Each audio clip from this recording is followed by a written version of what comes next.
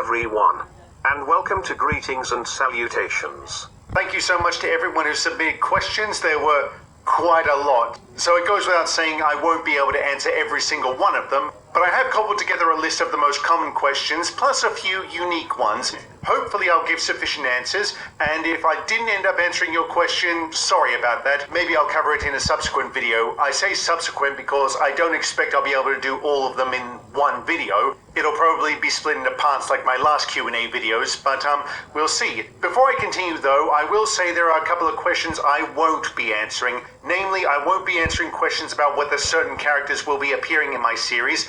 Not just for spoiler reasons, but also because I just don't know. Maybe I'll find a way to use them, maybe I won't. I also won't be answering questions related to story details. I was quite surprised by how many people ask questions whether Peter will return or not. The reason I won't be answering those questions should be obvious, spoilers. But there is also one broad category of questions that were asked that I will address right here, namely as to the models themselves, the ones that I use. A lot of people were asking, will I be using updated versions of some models? Why am I using this version of model, and why are the versions of some models different from one season to another? Well, the answer to those questions is a little bit shallow in that it all boils down to, do I like the look of the models? And yeah, that's pretty much it. That's not to say I hate the updated versions of the models, it's just my preference to use the ones that I have. Okay, so with all that out the way, let's get stuck into the questions. What's your favorite, least favorite animated movie and why? Favorite, Lion King, because it's Lion King. Least favorite,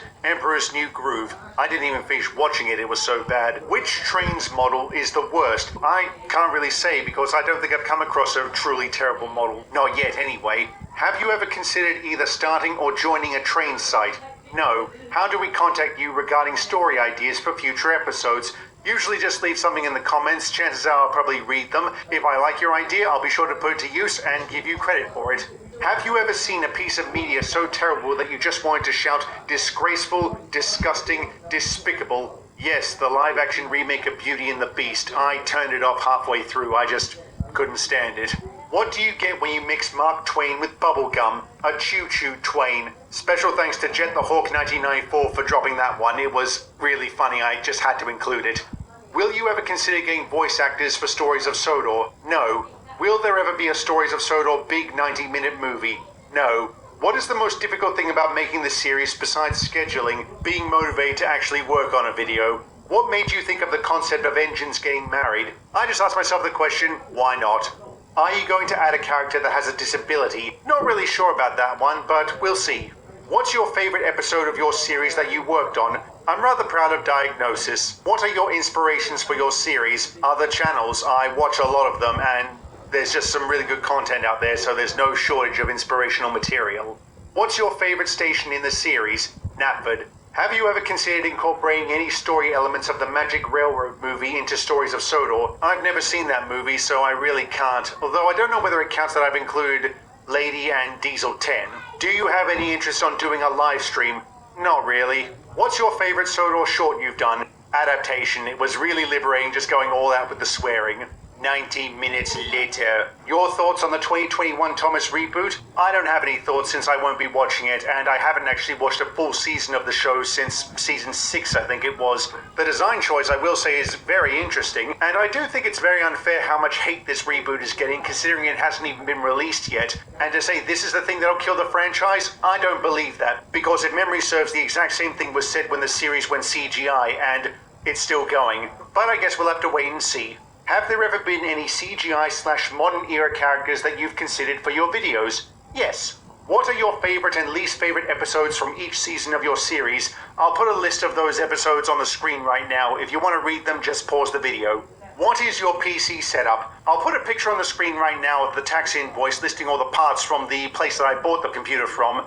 The only change I made to the system is I swapped out the GPUs for a single GTX 1080 Ti. But if you mean what does my overall PC setup look like, I'll put a picture of that on the screen too. What is your routine when it comes to making the scenes? I come up with an idea, I write it out, I record the lines for it, I then jump into trains and film it as necessary, then take the files, put them in my video editing software, then edit them until I'm happy with the results, rinse and repeat until I've got a full story. Which is your favorite character from your series? Diesel, or Bruce as I've called him. What US locomotive impresses you the most? The big boys. I would love to see one of those up close. Are you going to make remakes of any Thomas and Friends episodes? No.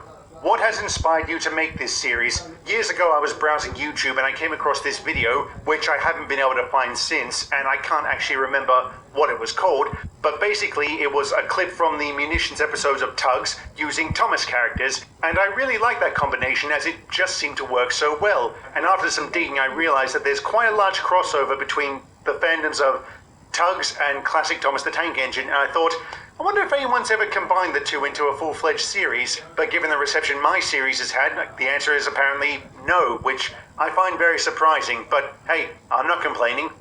Do you have an idea of how you'd wish to end your series if that time ever came? Yes, that time will come. Do you think there will ever be a day when you feel you'll be comfortable to restart your voice acting career? Okay, I know where this question is coming from. If you've been with this channel for a while, you'll know that about a year or so ago, I made a video saying that I was going through a really bad bout of depression. In that same video, I said that I wouldn't be doing any more voice acting work since I needed to concentrate on, well, getting better. Fortunately, I am better now, and I have been doing voice work. I just don't actively seek it out. And you guys are free to ask, just as I'm free to say yes or no. It's just a little difficult to do my series in addition to extra voice work plus my full-time job. So like I said, if you guys want to reach out and offer me a part, well, I'll consider it. How does it feel to have such rapid growth? I really can't believe it. I've said repeatedly, and I'll probably keep saying it, I never thought this channel would be a success. I never thought I'd get the amount of views and subscribers that I have, and I'm extraordinarily happy by how well this channel has gone.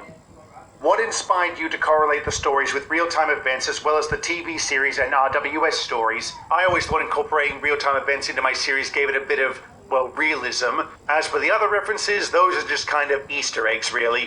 What's the hardest part of filming the series? The editing. It's just so tedious, but it's the most critical part of it. How do you feel to not have social media like Twitter, Discord, etc.? Very good. I don't need social media or any of the drama that comes with it. Out of all the characters that you killed off in Stories of Sodor, who do you personally feel like was the hardest to kill off? Adam. What do you like about your fans being inspired from your series? The fact that people are inspired by it. Excluding your own series, what was your favorite project that you've worked on with someone else? I've enjoyed working on all of them. I don't have a favorite. When not working on Stories of Sodor or doing your job, what sort of things do you usually like to do? I quite enjoy a bit of gaming or just lounging around. What sort of things don't you like to do? Go to work.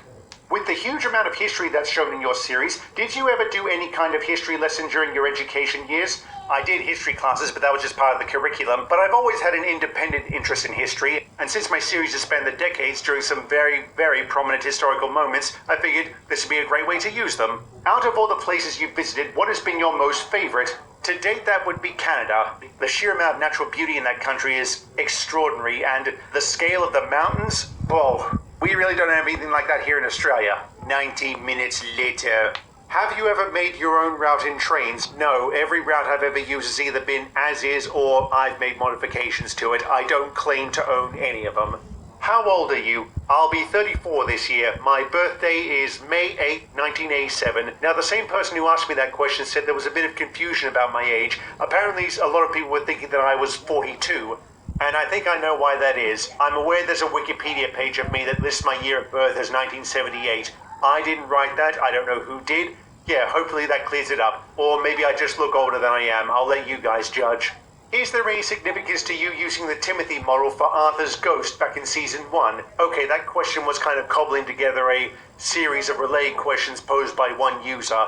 I reckon nearly a third of the comments posted on that video say that it's not Arthur's ghost, it's Timothy's. First off, I was fully aware of that when I first made that episode, and the reason why I used the Timothy model is I was kind of capitalizing on the popularity of that creepypasta. Yes, it was just a subtle nod to the character. Okay, I think that's enough questions for today. I hope you guys enjoyed it, and I'll see you soon for part 2. So until then, thank you very much for watching, and have a good one.